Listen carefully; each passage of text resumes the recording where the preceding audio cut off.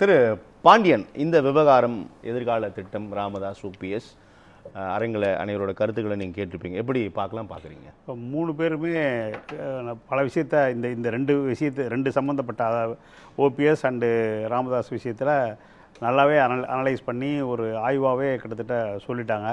அதுக்கு மேலேயும் நான் சொல்ல வேண்டிய இது எனக்கு பொறுப்பு இருக்குது. அதனால் இதில் எங்கே முக்கியமானது வருதுன்னா, 2016 செப்டம்பர் 22 ஜெயலலிதா அப்போலோ ஹாஸ்பிட்டலில் அட்மிட் ஆனதுலேருந்து அதிமுகங்கிற ஒரு திராவிட கட்சி, ஏன்னா தமிழ்நாட்டை பொறுத்தவரை நான் சொல்கிறது 2 திராவிட கட்சி தான் இருக்கணும். பாக்கி உதிரி கட்சிகள் எந்த சாதாரண சின்ன கட்சிகள் எதாக இருந்தாலும் இதோட கூட்டணி இங்கே இல்லைன்னா அங்கே இருப்பாங்க. இப்படி தான் கடந்த ஒரு 40-50 வருஷமாக போயிட்டுருக்கு. அதில் பெரிய ஓட்டையை போட்டது இதே காங்கிரஸ் இருக்கும்போது இவ்வளோ பெரிய இது உள் தலையீடோடு நடந்தது பெருசாக நம்ம பார்க்கல.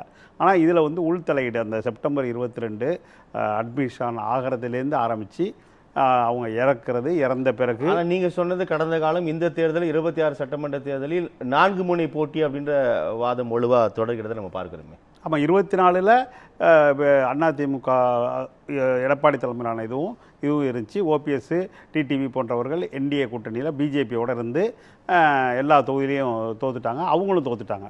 40 தொகுதியும் திமுக கூட்டணி வந்துருச்சு. திமுக கூட்டணி 19லேருந்து பிஜேபி எதிர்த்து வெற்றி பெற்றுக்கிட்டே இருக்குது. முதல்ல ஒரு தொகுதி போணுச்சு. அடுத்ததில் ஒரு தொகுதி தானுச்சு. இப்போ எல்லா தொகுதியும் வெற்றி பெற்றுட்டாங்க. அப்போ இதுதான் கடைசி. இதில் 21 நடந்த எலெக்ஷனில் 75 சீட்டு, அதில் 66 சீட்டு ஏடிஎம்கே.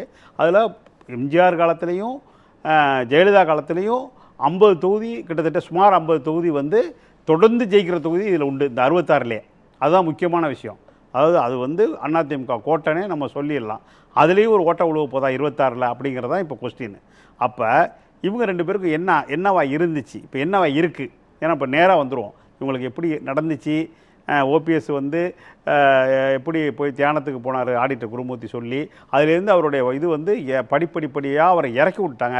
இறக்குனதுக்கு 99% பிஜேபி காரணங்கிறத கோலப்பன் சார்னு சொன்னார். அதை நானும் என்டாஸ் பண்ணிடுறேன். இதில் எந்த மாற்று கருத்தும் கிடையாது. அப்போ அவர் என்ன காரணம்னா, அவர் பொதுவாக சப்மிஷிவாக போகிறவர், 2ஆம் கட்டமாக இருக்கக்கூடியவர். ஏன்னா ஜெயலலிதாட்டே அப்படி தான் இருந்தவர், இப்பயும் அப்படி தான் இருக்கார். அதனால் அவர் அவருடைய இயல்பு அப்படி ஆக்கிட்டார். அதனால் அவர் லீட் பண்ணி இதை எடுத்துகிட்டு போகிறதுக்கான அவருடைய மனநிலை இல்லாமையே போயிட்டுருக்கு. அது கொஞ்சம் கஷ்டமாக தான் இருக்குது நம்ம பார்க்குறதுக்கு. ஆனால் வழி இல்லை, அதை ஒத்துக்கிட்டோம் நம்ம. அப்போ இப்போ என்ன ஆப்ஷன் அவருக்கு இருக்குது அப்படின்னு சொன்னால் எல்லாருமே சொல்லிட்டாங்க திமுக ஆப்ஷன் தான் பிரைட்டாக இருக்குதுன்னு. அப்புறம் இன்னொன்று, அமித்ஷாவோட முக்கியமான ஒரு விஷயம் என்னன்னு பார்த்தீங்கன்னா, கடந்த அந்த ஏப்ரல் 11 எடப்பாடி தலைமையிலான அந்த ஒரு கூட்டணியை அமைச்சதுக்கப்புறம் உள்கட்சி பிரச்சனையில் தலையிட மாட்டேன்னு சொன்னார் அன்னைக்கே. இப்போ அதை இவர் எடப்பாடி ஒரு 4 நாளைக்கு முந்தி டெல்லி போயிட்டு அதையே திருப்பி சொல்கிறாரு. அப்போ அந்த விஷயம் அப்படி இருக்குது. ஆனால் அவரை பார்க்குறதுக்கு சமீபத்தில் இந்த 10 நாளைக்குள்ளே ஓபிஎஸ் போயிட்டு வந்துட்டார். முந்தா நாள் டிடிவி போயிட்டு வந்துட்டார். போயிட்டு வந்ததுக்கப்புறம் தான் சிக்கலே ஆரம்பிக்குது. நமக்கு என்ன ஆரம்பிக்குது, இவங்களுக்கு தாவேக்க பக்கம் இல்லைன்னு சோமு சார் சொன்னார். அவர் ஓபிஎஸ் 2 பேருக்குமே அவர் தாவேக்கா பக்கம், அது விஜயோட கட்சி பக்கம் யாரையுமே அனுப்ப மாட்டேங்கிறார். ஒரே ஒருத்தரை மட்டும் தான் அனுப்பிச்சிருக்காரு, திரு பாண்டியன் சார். இந்த 2 கட்சிக்கும் பிளவு ஏற்பட்டதுக்கு, அதிமுக பிளவு ஏற்பட்டதுக்கு தமிழ்நாட்டு மக்கள் எல்லாருக்கும் தெரியும். அது பிஜேபி தான் ஆரம்பத்திலேருந்துன்னு சொல்லியாச்சு. அது அவங்க எல்லாரும் மக்கள் தெரிஞ்சுக்கிட்டாங்க. 40.88% ஜெயலலிதா 16ல் ஜெயித்த இடத்த 20+ல் கொண்டாந்து நிப்பாட்டியிருக்காங்க இன்றைக்கி ஏடிஎம்கே. அதுக்கு என்ன காரணம்னா, ஏடிஎம்கேக்குள்ளே இவங்களுக்குள்ளே யாருக்குள்ளேயும் சண்டை போட்டு வெளில வரல. முழுக்க பிஜேபி தான் உடைச்சது.